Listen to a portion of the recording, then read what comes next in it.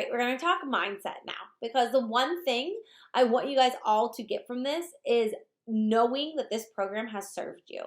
I don't want anyone to feel like they have to be perfect. I don't want anyone to think that, oh my gosh, that it was my son's birthday and I had a piece of cookie cake and now I need to start over. You don't. This is a journey. I want you to look at it like a lifestyle. I want you to do everything in your power to spend these 4 weeks eating only the foods on the gut protocol. If something happens and you're out and about and you don't have food and you have to eat something that has one of these inflammatory causing food items in it, eat it. Don't starve and pass out from hunger, but also know how you feel from it.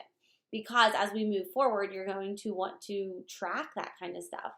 When I first got started, the biggest thing for me was added sugar. And I began reading labels like a fool. I was reading every label and I learned not only were I thought I was eating these, almond flour, natural crackers, but there's added sugar. And there's added other natural flavors. Well, what in the world others? We don't even know. So I began just educating myself on what foods were going to make me feel my best.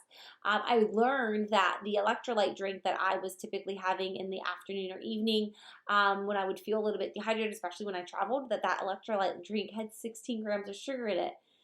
That's a lot.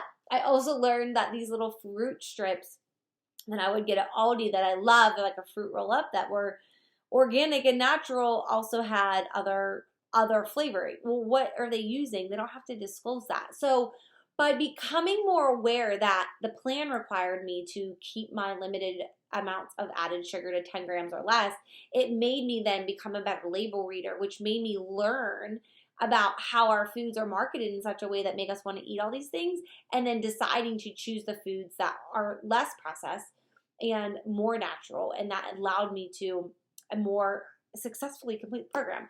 So when it comes to the added sugars, I would have my Energize, that's 2 grams. My Shakeology was 5 grams, that's 7. Occasionally I'd have a second Energize in the afternoon, that put me at 9. Those are typically my added sugars. The things that you're going to want to watch for are added sugars in your dressings or if you use any marinades. I personally love the new Primal Kitchen. They're 2 different things. Primal Kitchen seasoning sauces, marinades, those have been really great. I order them online from Thrive Market. Also, Costco carries the Buffalo one, which is really good.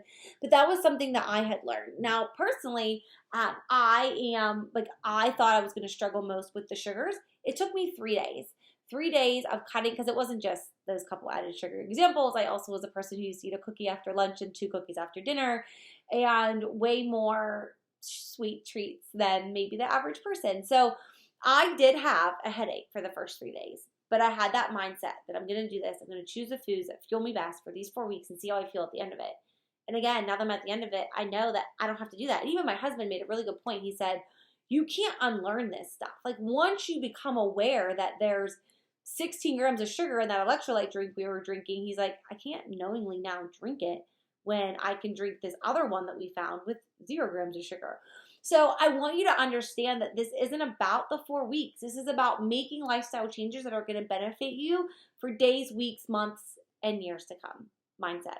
Get in the right mindset that you are choosing to do this program today, knowing that your future self will thank you.